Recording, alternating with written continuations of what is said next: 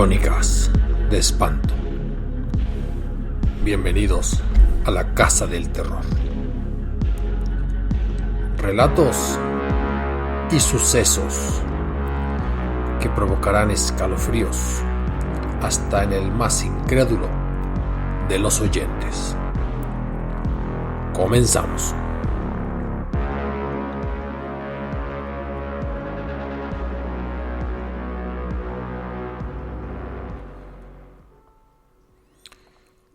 ¿Cómo es la vida en cualquiera de los centros de readaptación social de nuestro país?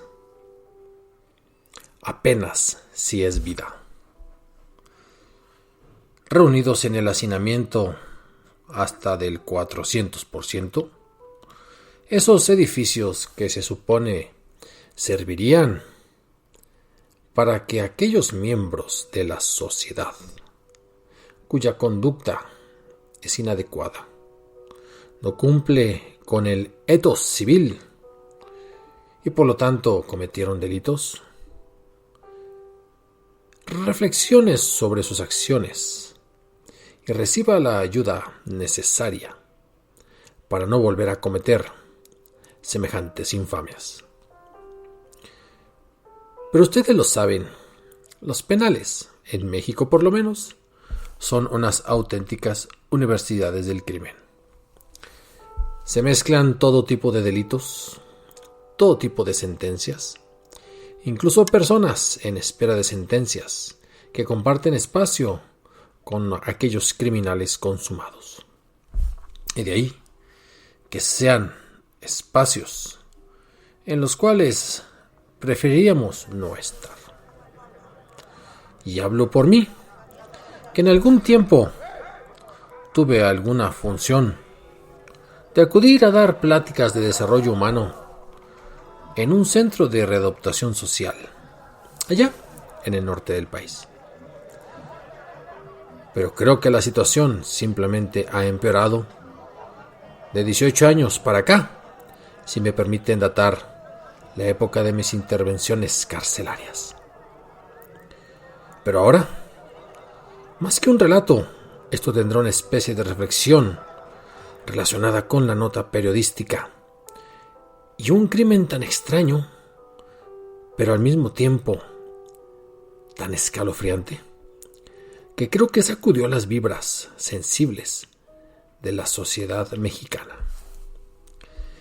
Y es que el penal de San Miguel, en Puebla, se convirtió hará poco más de un mes en el escenario de uno de los episodios más violentos de los penales de nuestro país. Y es que no significa que no hubiera rencillas cada tercer día, que no hubiera detenciones, muertos y heridos, de que las visitas se habían prohibido sobre pretexto del COVID y de la pandemia, de que en cuestión de 3 años ha cambiado el director de ese centro de readaptación social por lo menos un par de veces, de que es tierra de nadie, de que es tierra de muerte, de que hay grupos delincuenciales que se peleaban el poder y la autoridad, así como lo escuchan, en ese penal. Pero eso sería repetir lo que ocurre en el 80% de los penales. Aquí hubo algo diferente. Y es que en el pasado 10 de enero de este año fue encontrado el cuerpo de un bebé en el área de los basureros de la prisión. Si se encontraba en esa área, es que debió de entrar. ¿Y cómo entró?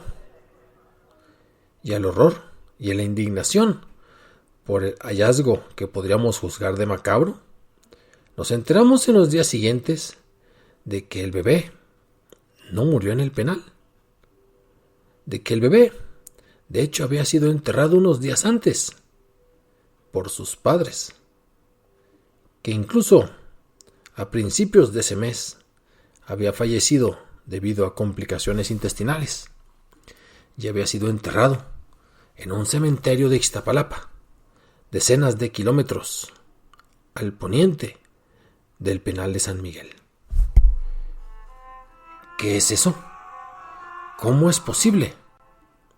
¿Cómo fue robado y trasladado el cuerpo de ese bebecito a una prisión que está a 140 kilómetros de distancia? ¿Cómo pudo ser introducido si ya era los restos mortales del que fue alguna vez un bebé sonriente? ¿Con qué fines había entrado ese cuerpo? ¿Se transportó droga? ¿Algún ritual extraño? ¿O por qué? El gobierno de Puebla, ante el escándalo que provocaba la situación, simplemente optó por actuar rápido y bien o mal. Juzgue usted, porque detuvo a cerca de 21 personas, empleados del penal de San Miguel. Se destituyó al secretario de Seguridad Pública y también a quien estaba encargado de los centros penitenciarios. Hubo secuencias, porque también por el lado de la Ciudad de México existió un despido. El jefe del cementerio de Iztapalapa, porque en sus narices el cuerpo había sido exhumado de forma ilegal. Los mismos padres, de los cuales omitimos los nombres, al mismo tiempo que del bebé, querían ya dar por terminada esta situación tan dolorosa, porque se revictimizaron, no solo por la enfermedad, la cual terminó con la vida del pequeño, sino por todos estos hechos que cobraron relevancia internacional. Pero pasó un mes, y por eso decido establecer este relato a 5 semanas de los terribles sucesos. Porque se ha hecho la investigación, se buscaron las posibles hipótesis, se descubre que efectivamente hay un par de grupos delincuenciales que se pelean por el poder en dicho penal. Pero también es cierto que dice la Fiscalía del Estado de Puebla que se esclareció totalmente el caso. Detuvieron a 2 mujeres presuntamente implicadas en esa situación. Una de ellas fue la encargada de ingresar el cuerpo del bebé en el penal, y la otra laboraba como pieza clave, puesto que era guardia de la prisión, y logró que se concretara el acceso clandestino del menor, que precisamente se había robado días antes del cementerio de Iztapalapa. ¿Por qué meter el cuerpo de un bebé para luego sacarlo en los espacios de la basura? Pues el gobernador del estado despachó el asunto y dijo que la acción quería desestabilizar el penal. No entiendo por qué ese tipo de acción y no otras para desestabilizarlo. Pero ya no dan más explicaciones. Según sus pesquisas, uno de esos reclusos fue quien recibió y ocultó el cuerpo del bebecito, mientras que otro, hombre también, sexo masculino, fue el encargado de depositarlo en el contenedor de basura. Y estos 2 prisioneros contaron con la ayuda de un guardia, también masculino, que ya fue identificado y se ha llevado al banquillo de la justicia junto a aquellos hombres. Pero sospecho que no nos están contando toda la verdad. Y aquí viene la parte más escalofriante. Y dejémoslo como una simple teoría, no nos queda otra cosa. Pero es una realidad que, por ejemplo, en la santería y en los rituales yoruba, se utilizan a veces partes o los restos enteros de algún ser humano que en otro momento vivió para ejecutar ciertos llamamientos mágicos, cierta brujería, y así tratar de convencer a esos dioses de darle la fortuna a la familia, al cártel, al grupo delincuencial que ejecuta dichos rituales, o incluso hundir a los demás.